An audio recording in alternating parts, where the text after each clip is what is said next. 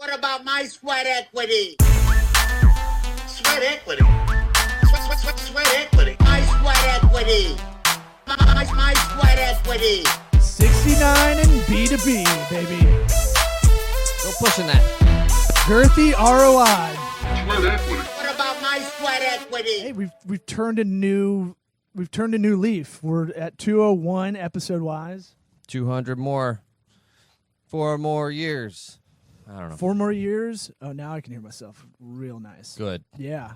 Eric Redinger. That's me. How you doing? The Red Ginger. I'm fantastic. Redinger. I was thinking about a movie the other day, and I wanted to save it for this episode. Oh, I can't wait to hear about the obscure movie I haven't seen. You ever seen The Fisher King?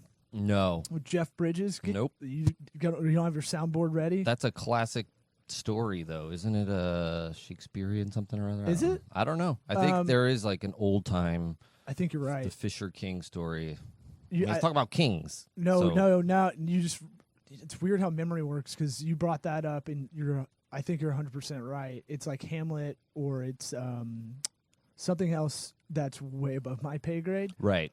But it's about. I was listening to people talk about Howard Stern and his popularity, and man, if he should have done a podcast, is he retiring? All this stuff, and thinking about all these crazy shock jocks with Bubba the Love Sponge. In Tampa, which Tampa was one of the main areas for like shock jock DJs in the 90s. Yeah, Ron and Ron, baby. MJ and BJ were like a lame version of that. But I mean, Milton Fledge Cow. When you had, and now you have Mike Calta, who I consider an acquaintance. Right. He knows who I am when I say hi to him. Oh, we'll be sure to tag him in this. Look, I'm gonna put Mike Calta and Mike Calta show with Spanish and all those guys. I love all those guys at 102.5 FM in Tampa. You know, it's one of those things that The Fisher King is a great movie about. We like to fuck around on the show a lot. It's a business podcast with dick jokes is kind of our motto, and I never really want to push it too far for anybody, at anybody, right? Mm-hmm. And the whole movie about the Fisher Kings, Jeff Bridges is like a Howard Stern. He's big shit, awesome, like right on, telling it like it is. Mm-hmm. I'm the guy in the streets. I'm the guy telling you what's going on. Yeah, and he's like a celebrity. It's when radio was the biggest thing, like in early 90s, the gatekeepers, late 80s, that kind of stuff, and. Man Cow in the Morning, and a guy like that, right? Don Imus, exactly. So he gets a caller that is pissed at him, and they're going back and forth, and he talks shit to him, and then they hang up or something like that. And then that guy the caller goes in and kills like a whole restaurant, shoots it up. Oh, okay, that sounds like a nice story. Robin Williams is in this movie. Legend of old. Robin Williams is in this movie as he meets Jeff Bridges, loses his mind, quits radio. He ends up working at like a video rental store. You see him in like going from a swank, one of those floor to ceiling window apartments that are in big.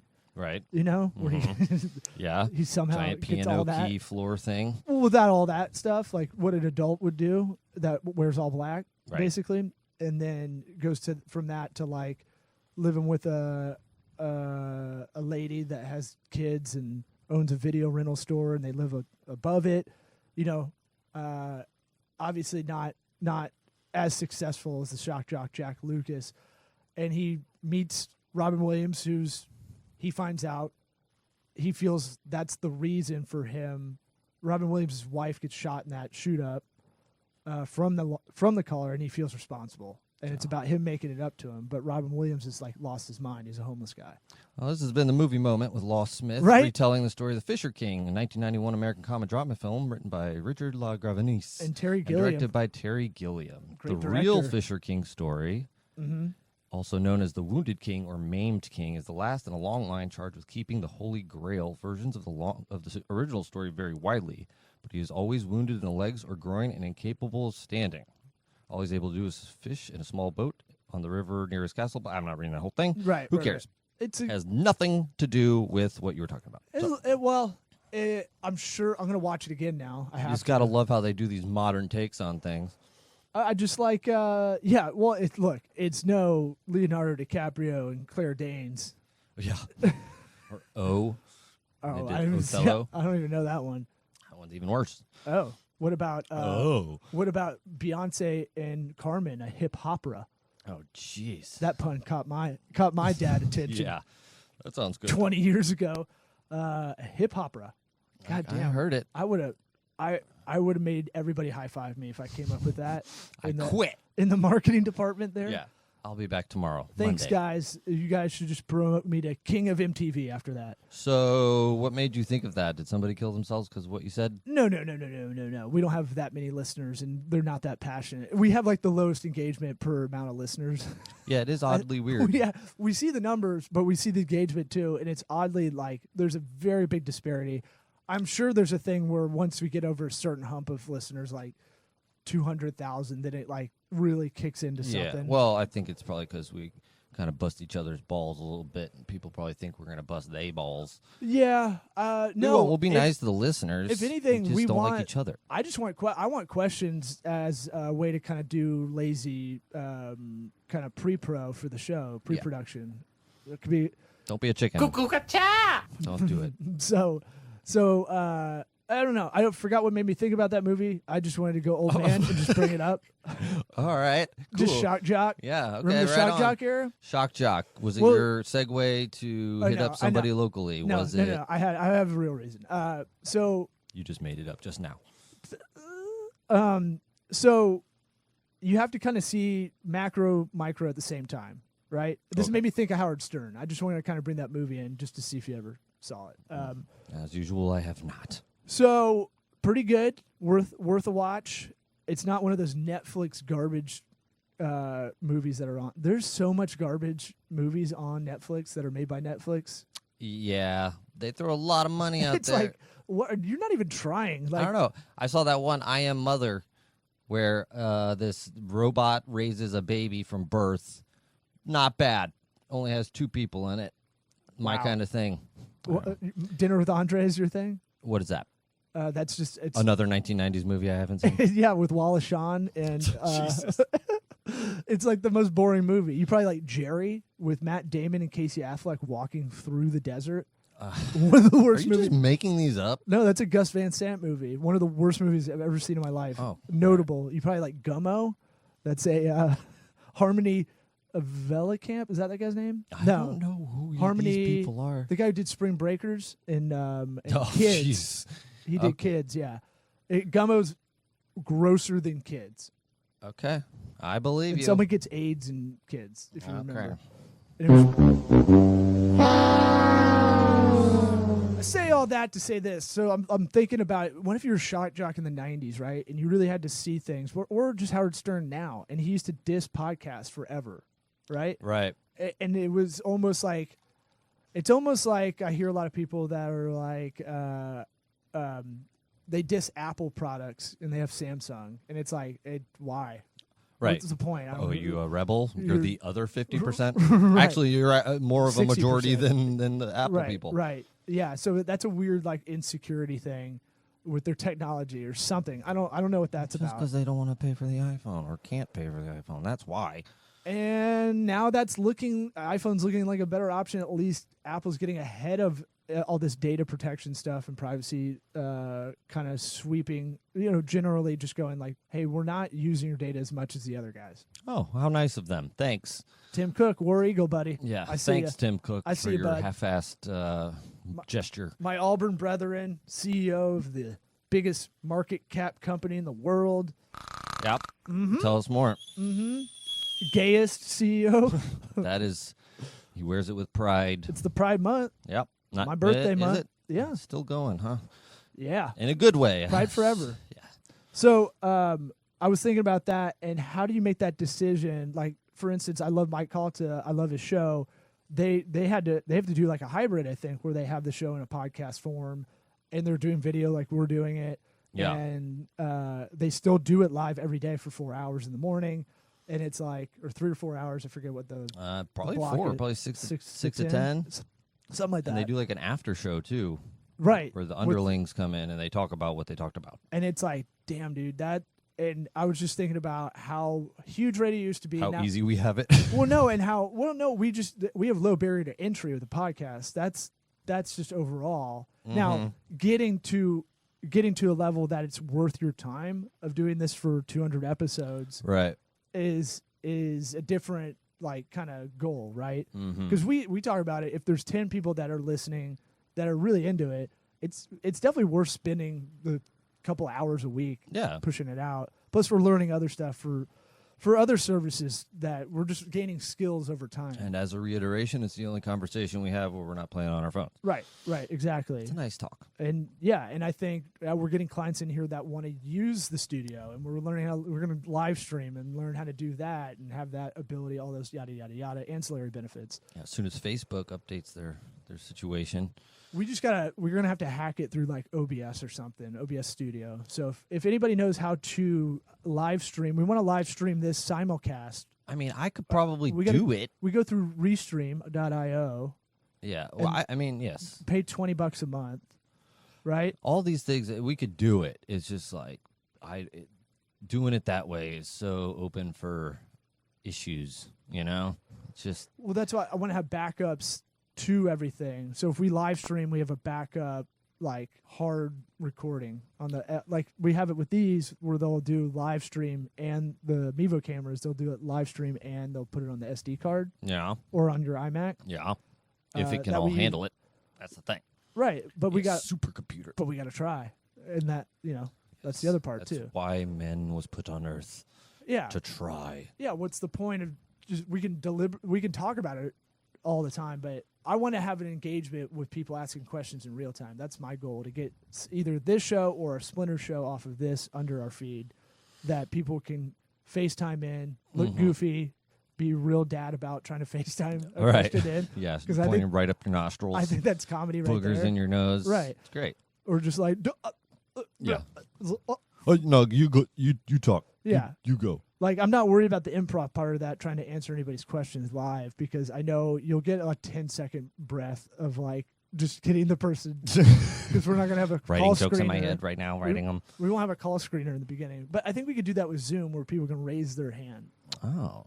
Yeah, so you can get up to 100 people on fascist way to do it. If you like, here's your pragmatic advice. If you want Zoom.us, it's $15 a month for our video conferencing. I use it even if we're not telecommunicating. I use it if people are in the room and record the meeting. Sure. Just to annotate. I mean, we used it, for another podcast that we did in here, that their hookup, Zoom.us, was better than the integrated, native client that our streaming software gives us. So they got their act together. So the software we have has its ability to do it, and Zoom was better than that. Yes. Yeah, and so Zoom seems to be You know what's really good? If I'm on my cell phone, if I'm on my my mobile device, and I don't have Wi-Fi, it works. The video, like FaceTiming on Zoom on my phone, works pretty goddamn good. They seem to have the video side of things figured out for whatever reason. However they're doing it, the high def video looks great. Well, they're owned by like Cisco or someone huge. That's why. Yeah, well, they all are. The Thong Song. He really made a lot of money that. Yeah. And he really put it into telecommunications. See how silver his hair is now. What's Cisco up to? So I'm thinking micro, macro, right? And I'm thinking like you have to keep up with industry trends. You have to see what's going on. Like Zoom. Like now when we pick apps out for our tech stack, because we got to connect a bunch of apps to work together to make what we're doing automated.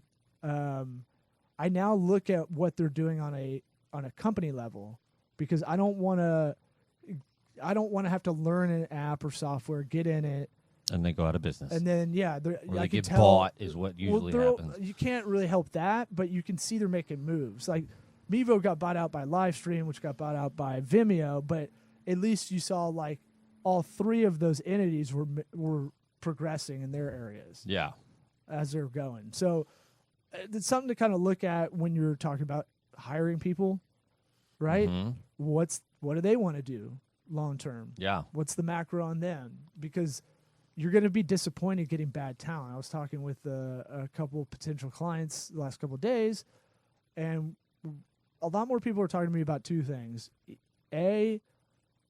Something we've talked about in this office a lot, using video as a playbook for internal processes. Definitely. Right? That's going to be the new norm. When you're the boss and when you're, or like we had it with web development where it was like, here's something hard we had to figure out. Record it now, even for yourself, like memento. Oh, yeah, for sure.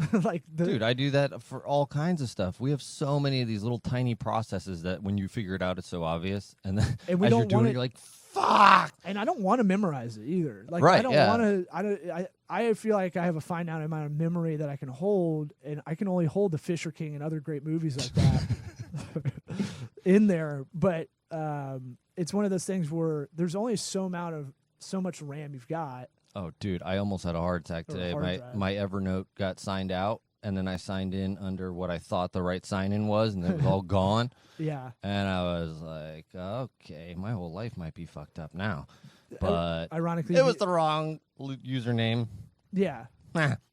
Right. Great story, huh? Let me give you a... You got it. No, I've done that because I still have stuff under my personal email, like Facebook ad accounts are still under personal email instead of work. Squarespace. I can't, because I made one site, my work one.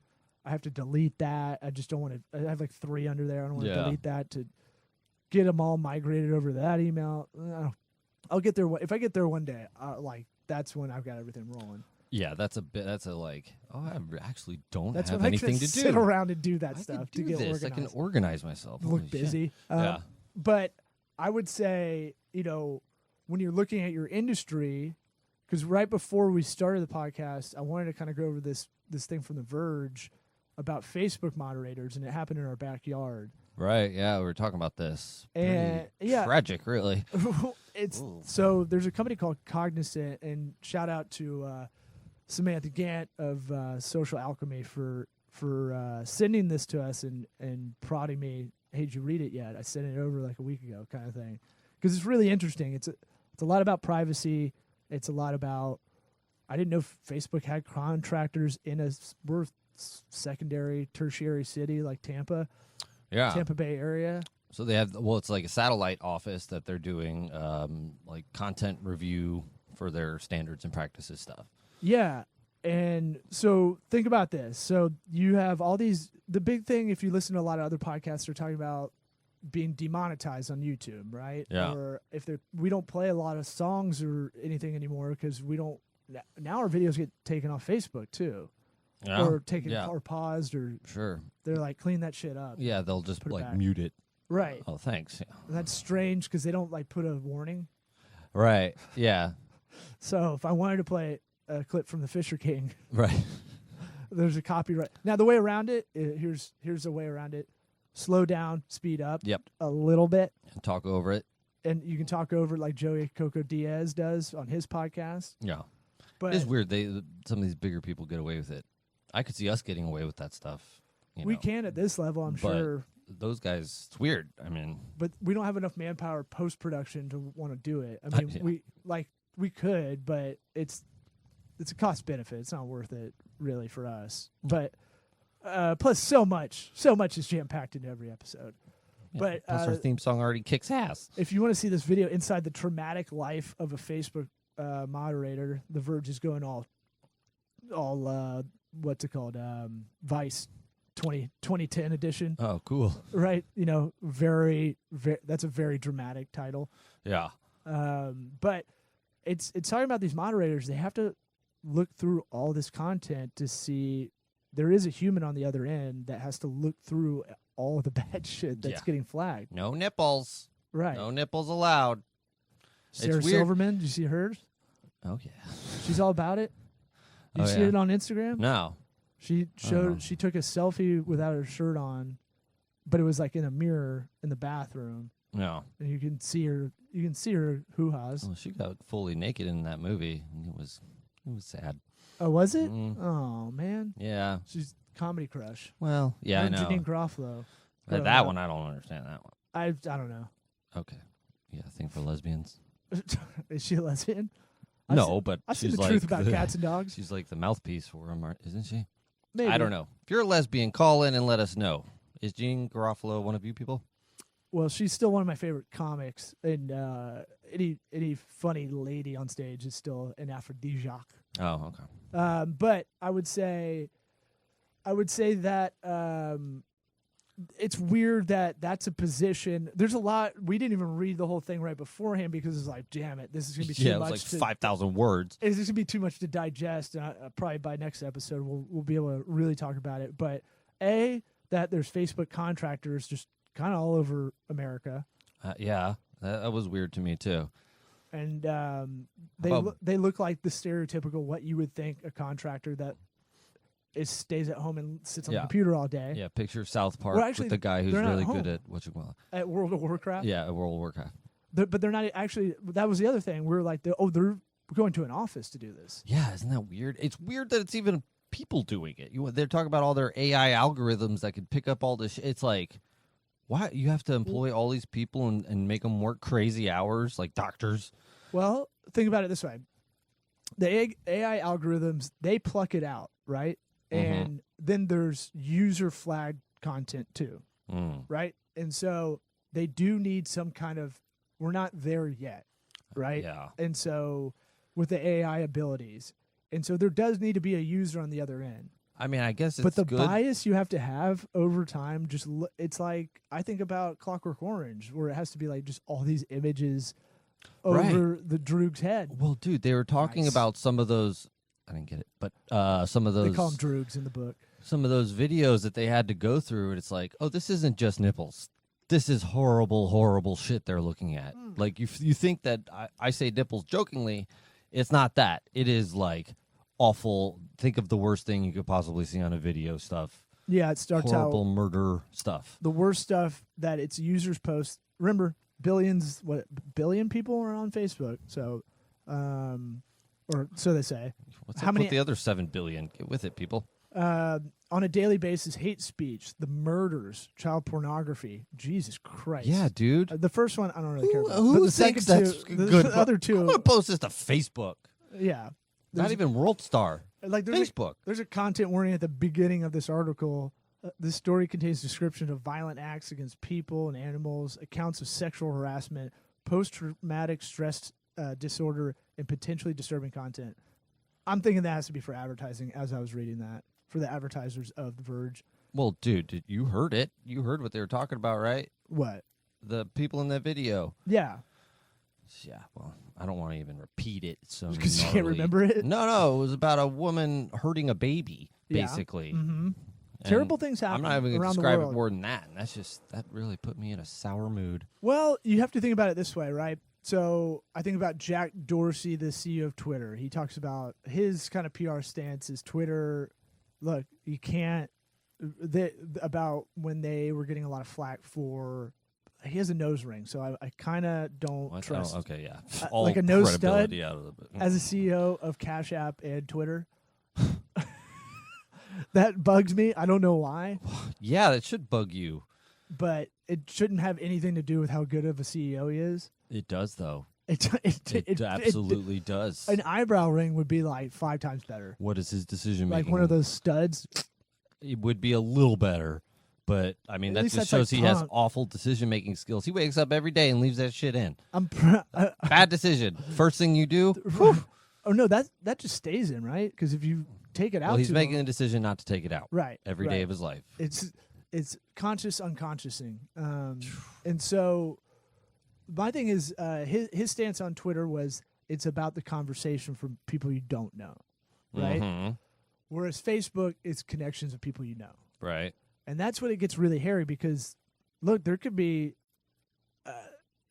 I think about this a lot too. Like, thank God there's so many people that you know that grew up in like just bad situations, and there's always drama, whether they'll tell you about it or not. Oh yeah, they usually will. It just, well, I pry, but I want to hear about it. But like, if you grow up in a really you got to bad, match your oversharing, right. With some oversharing of their own. I got white girl wasted yesterday at my birthday. You want to hear what we did? Like, yeah, which I did, but Good. yeah. But I'm saying like, Happy birthday. Thanks. I don't. Yeah. Didn't feel good. I don't have the Happy Birthday song by the Beatles on here. Don't want to get sued. Got up at 4 my birthday. Got up at 4 today. Good. 4:35. Now we're talking. And so, what's it called? Where was I at? So, Sorry. it's about the conversation with people you already know. Yeah. Typically. Yeah. Right? Because that's how it works. If you really look at it, you have any post on Facebook, and I comment sometimes purposely on stuff that I know people are trying to promote. Whether it's a smart ass remark or not, I know the comments help. Yeah, it used to be 5 or 10% of your people see organically, and then if you comment, like 10% of the mutual people between y'all or outside of y'all, if you don't have a lot of mutual friends, they'll see that. And then that's a good tip. If you share it, it's like 10 to 20%. Yeah, that's a nice little tip because people don't understand. It's not all about just what you're putting out there. You need people to buy in. Yeah, and we talk about 69ing business to business, being that good, being that good. What if it's like 68 plus 1? You're really trying to toe around it, and really, I just want a reciprocal. I'm talking yin yang. Nothing grows. I know. A yin yang is just a 69. I know. If you think I get it. about I use the term all the time to describe how to organize things, but just reciprocate the love. Which I mean, technically, neither wants to do either job. Well, if you think about it, it's 69. It is the most thoughtful thing to do for your partner. Yeah. Right? I would disagree. What? I don't mind. As my buddy Tommy Keating says, yeah, so what are we doing this for? So I can get more smells? Because your nose is right in there. Yeah, I got it. Mm-hmm. I think we got it. You didn't laugh. You look questionable. I'm a little offended. But I'm saying if you want to do that kind of, we talked about, hey, you review us on our podcast. We'll still put it out there on iTunes or anything that we're reviewable. Give that 5-star. What is that about? I was moving your computer screen back. Hear that buzz goes away. Interesting. I didn't hear it before. You're deaf. What? You heard it. Huh? Is General Manager Lou Brown around? Maybe. You can't ask for it. Well, he doesn't show up every time unless I ask. What? So Lou, if you want to... What? Lou, if you want to 69 your friends' businesses, go online, give them a review without them asking for it. If they say, hey, can you like my page? I'm trying to get this thing going. I immediately review it. I have made it almost my policy to, that's what I'm doing now. When you people could say stuff like, That's all you guys do good! And that's a nice thing to say for somebody. Right, you got to write something on Facebook as a recommendation. So you got to write like... oh, yeah, you got to write a little blurb. Right, blurby. so I take 5 emojis, put 5 stars right there because they don't give you a star system. Yeah, it's weird. It's either recommended or not recommended. Right. It's thumbs up, thumbs down kind of deal. And so... okay. So I put the 5 stars in there because that resonates with everybody that reads it. Yeah. And it makes me write a lot less. Yeah. And you get to play with your emojis. Well, you got to get to 25 characters, and sometimes I'm just like, I don't have anything. 25 stars. I would give this 25. business 25 stars. I use that one. If I could give this business 6 stars, I'd give it 6 stars. Yeah. Out of 5. So bring it all back. Bring it all back.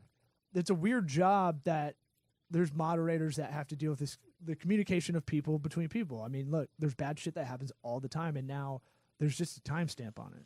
Yeah, it's weird that they are kind of having to take sides, I mean, there's going to be some people who may or may not be offended by whatever it is happening, but you're right, with Facebook, it's between friends, basically. And I wonder what the bias you have before you get that job. Do you take a psych test to do it? Because there's all those tests back in the day where it was like, oh, a lot of people are secretly racist. Oh, yeah.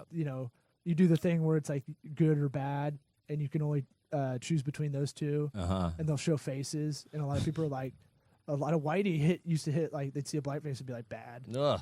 You ever heard of that test? Yeah, no. Thanks. No, I just sound like I made it up. It does sound pretty made up. No, it's a real test. I'll All right. find it. No, I because don't then want I'll to know. just sound like a real fucking weirdo. I believe you. They had a lot of stupid tests back in the day. So Cognizant is the subcontracted company that's in Phoenix, Austin, and Tampa. I'm guessing Tampa and Phoenix because we have a lot of call centers. That would be my guess. So you have that labor because that labor makes $28,000 a year doing that full time. Yeah, a lot of hot places. Keep the people inside where it's nice and AC. Yeah, Duh. you get outside of the city area, which I don't consider part of the Florida Man news stories. Like where we're at, we don't interact with any of that crazy. Yeah, most of the Florida Man stuff is out in the boonies.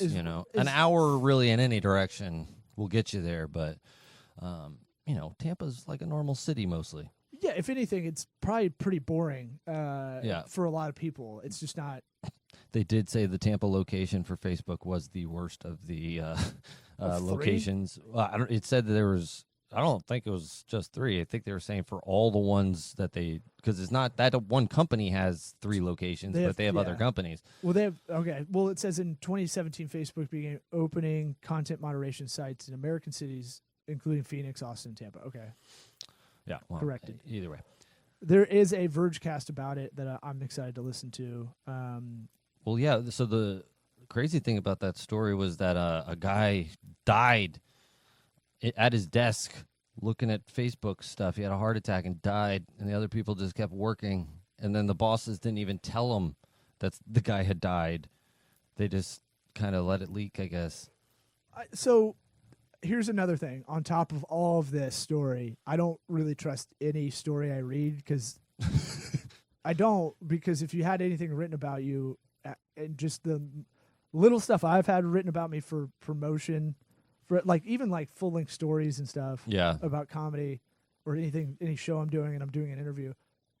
Fucking why did you even change some of this shit in there? It's like, why? You changed a punchline I purposely did for this interview to read as that. Yeah. Right? Like I was going to I'm going to punch this up real quick. Right. And it's like, why would you change that? That's comedy. Right. I have I did 2 nationwide tours 9 years ago. I saved all of the article clippings and I'll try to find them and show you. It's just it's just shit I would never say. But you're quoted as that. Yeah. And you're like, so I already have a distrust for 100% of this. Yeah.